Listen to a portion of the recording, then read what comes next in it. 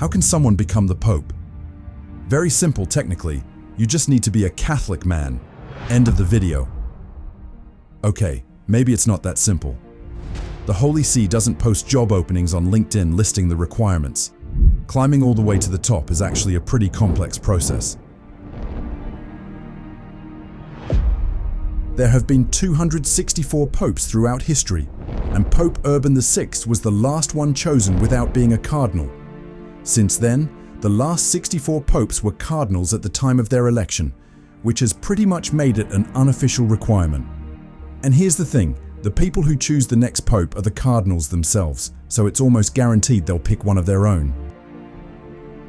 So what's the path to actually becoming pope? First of all, you need to be part of the 50.3% of the world's population that was born male. Then you have to become Catholic. That means receiving the 3 Catholic sacraments: baptism, Eucharist, and confirmation. And if you haven't done that, I doubt you'll be able to continue the journey, because the next step is becoming a priest. And for that, you'll need at least 2 years of philosophy and 3 years of theology. Once you meet all the requirements, including celibacy and theological studies, you can be ordained as a priest. But that's just the beginning. Being a priest and running a church isn't that rare. There are around 407,000 priests in the world today. The next step is moving up from priest to bishop, but that's a pretty complicated process, so much so that there's an insanely long Wikipedia article about it. But don't worry, I'll sum it up for you. You need to be over 35 years old, have at least 5 years of experience as a priest, a solid reputation, strong faith, and almost always a doctorate in theology, canon law, or biblical studies. Once you meet those requirements, you still have to wait for a bishop position to open up, and that's rare. Remember, while there are around 407,000 priests in the world, there are only about 5,300 bishops. A bishop's position only becomes available if another bishop resigns, turns 75, or passes away. But here's the catch: you can't apply to become a bishop. You have to be nominated. And who's in charge of that? The bishops from nearby dioceses are constantly updating a shortlist of potential priest candidates, and they revise it at least once every 3 years.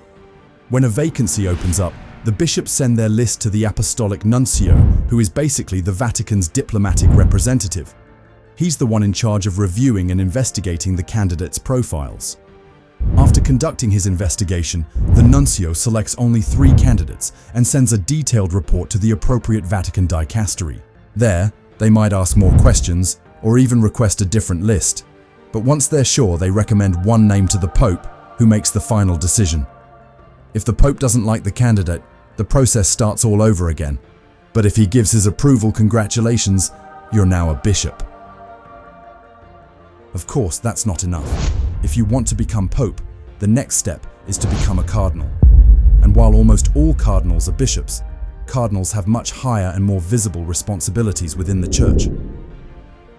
There are around 5,300 bishops in the world, but only 237 cardinals. To reach that level, the current Pope has to notice your work, see it as spiritually significant, and decide that you should become a cardinal by the will of God. So yes, becoming a cardinal is also a major challenge, but let's say thanks to your incredible spiritual and social effort, you've made it, you're now a cardinal. Even so, there's still one final step: becoming the Pope. For that to happen, you have to wait for the current Pope to either pass away or resign, which almost never happens. So let's imagine the position is open now, comes the election. Out of the 237 cardinals, only 120 are eligible to vote. They gather in what's known as the conclave, held inside the Sistine Chapel. The place is sealed under the watch of the Swiss Guard, and every measure is taken to prevent any leaks. No microphones, no media, no Wi-Fi, even signal blockers are activated. Nothing goes in, nothing comes out.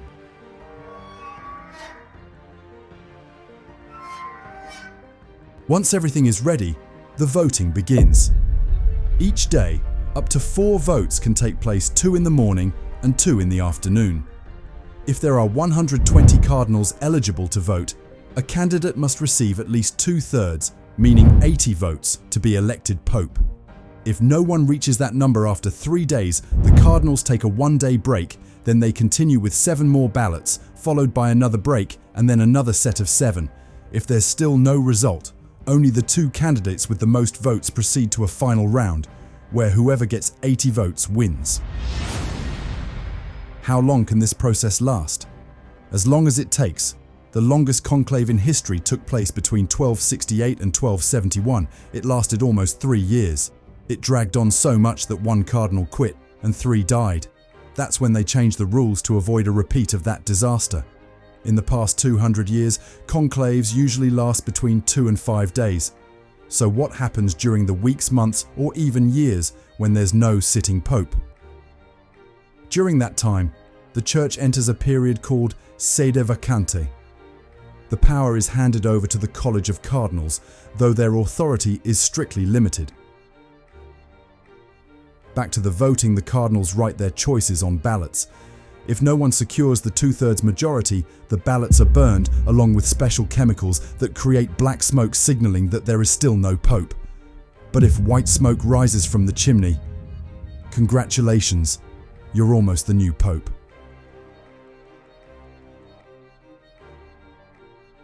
And then, it's time to choose your papal name. There have been 81 different papal names, and 37 of them have been used more than once. The most common ones are John, Gregory, Benedict, Clement, Innocent, Leo, and Pius. If you're aiming for originality, you can go with a unique name like Pope Francis. Or you could pick something epic and uncommon like Agatho, Hormisdas, Miltiades, Symmachus, Simplicius, Sicinius, or Zosimus. Even if they call you Pope Francis, your full title would be His Holiness, Pope Francis, Bishop of Rome, Vicar of Christ, Successor of St. Peter Supreme, Pontiff of the Universal Church, Primate of Italy, Metropolitan Archbishop of the Province of Rome, Sovereign of the Vatican City, State Servant of the Servants of God. And once you've chosen your name, congratulations, you're now the Pope, or officially the Bishop of Rome. But be warned, you won't receive a salary. Your role is considered a spiritual and pastoral mission. That said, you won't be missing anything. All your expenses from housing and food to security will be fully covered by the Vatican. So now tell me, would you like to become the Pope one day? Let me know in the comments and subscribe for more videos like this. Bye.